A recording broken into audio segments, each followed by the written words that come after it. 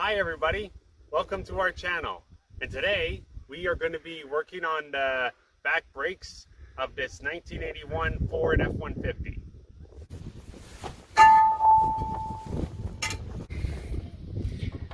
So we start with the springs.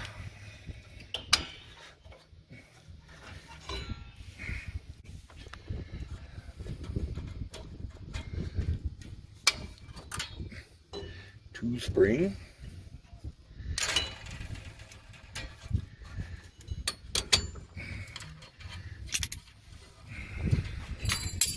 A cable and a keeper.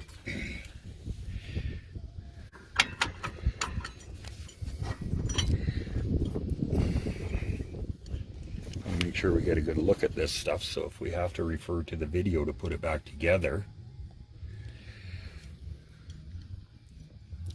So that piece looks like it can go either way, doesn't it? Okay.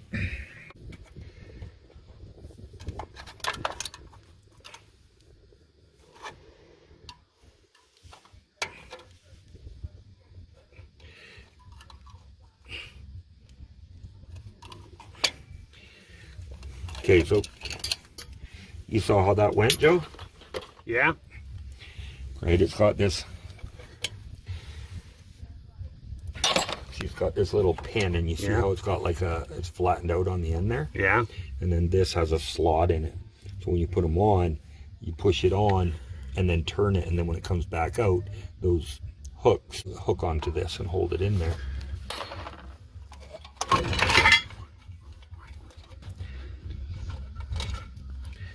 Those aren't supposed to come out that easy, I'll tell you that. Huh. I remember the brakes on our Chevy being harder to take off. Yeah, usually you need pliers, and it's quite a tricky thing. I just did that one with my fingers. Huh. Now,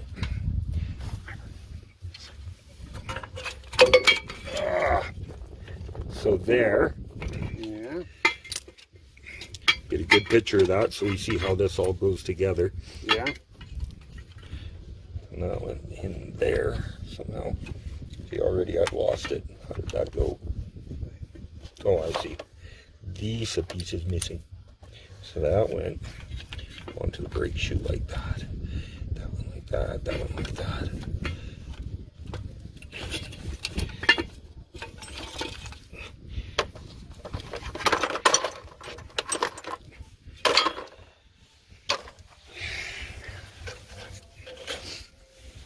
And just like that.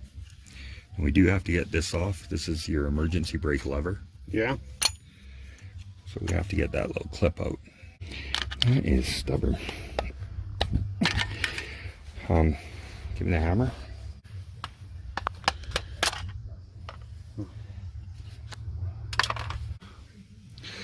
Are they different, Joe?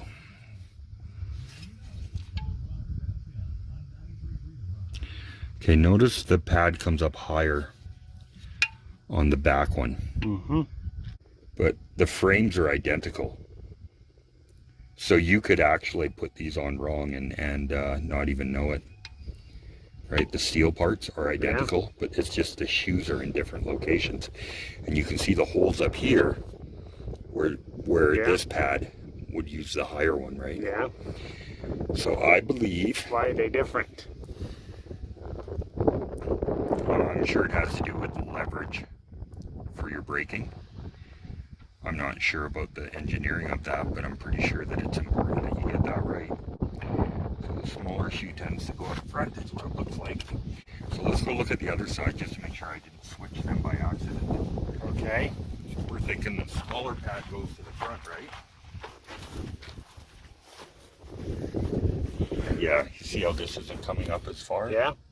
And this one comes right to the top where the corner is, but this one doesn't. So does the bigger pad go in the back? Bigger pad goes in the back. And then there's these, which don't come with the new one, so you got to keep those.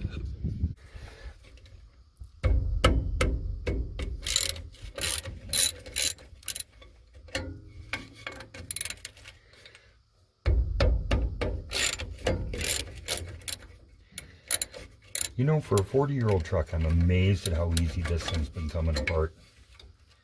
You know, we haven't broken any bolts or nothing. I remember the Chevy was hard to work on, and that truck was 10 years newer than this. Yeah, that one presented all kinds of problems, didn't it?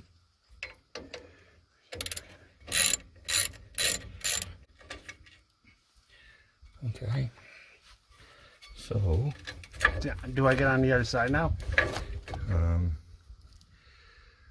I don't know if we're going to be able to feed this through far enough to actually spin this thing, Joe, because of this. It worked on our Chevy.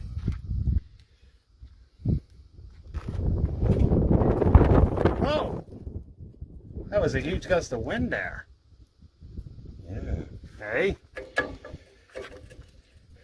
That came out of nowhere. Okay, so now we have where that line is loose. But the nut won't turn on the line. So the way to deal with that is just to spin. That's why we disconnected the cylinder before we took the line off. The idea is to get this out just far enough, you know, kind of straighten these lines out and feed it through far enough that you can get it to a place where you can actually just spin the cylinder, right? And then your brake line stays intact. So, but what I want to do, I actually think that we might be able to free this one up, because that one's going to be really hard to get to a position where you can spin that cylinder. Okay, yeah, this one came loose, so we're lucky.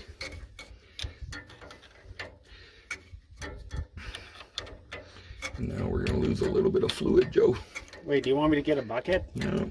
Oh yeah, get that can we had over there. Always have containers for fluids. Yeah. Fluids and bits and parts and pieces. You can't have enough containers. I like to have 3 or 4 of my favorite sizes that stack together. And you can just start collecting them in stacks. That way they don't take up a lot of room, and they're just always really readily available.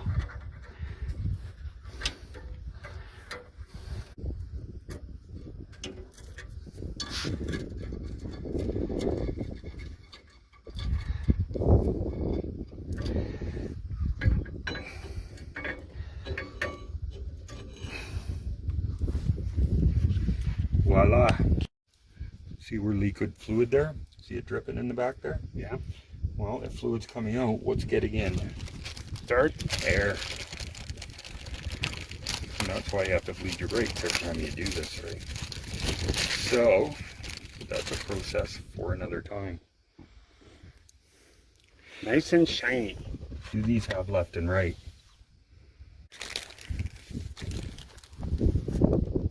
Okay, so they do have a left and right.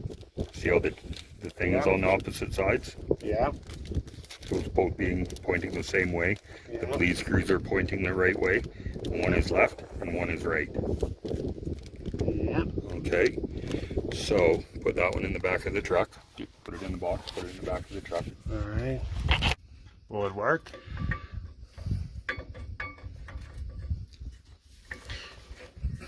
Yep, it will.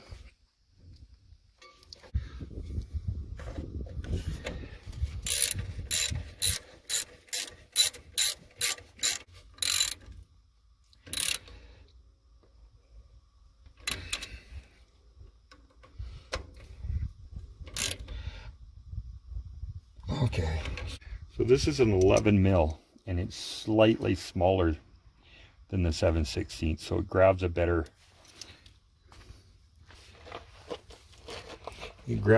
purchase on that nut. It's tough to get on the nut, but it's a tighter fit. It's actually a little tough to get that on, so to snug it up. And that's it, Joe. That's our wheel cylinder. So it's in? It's in. There we go. And there we go.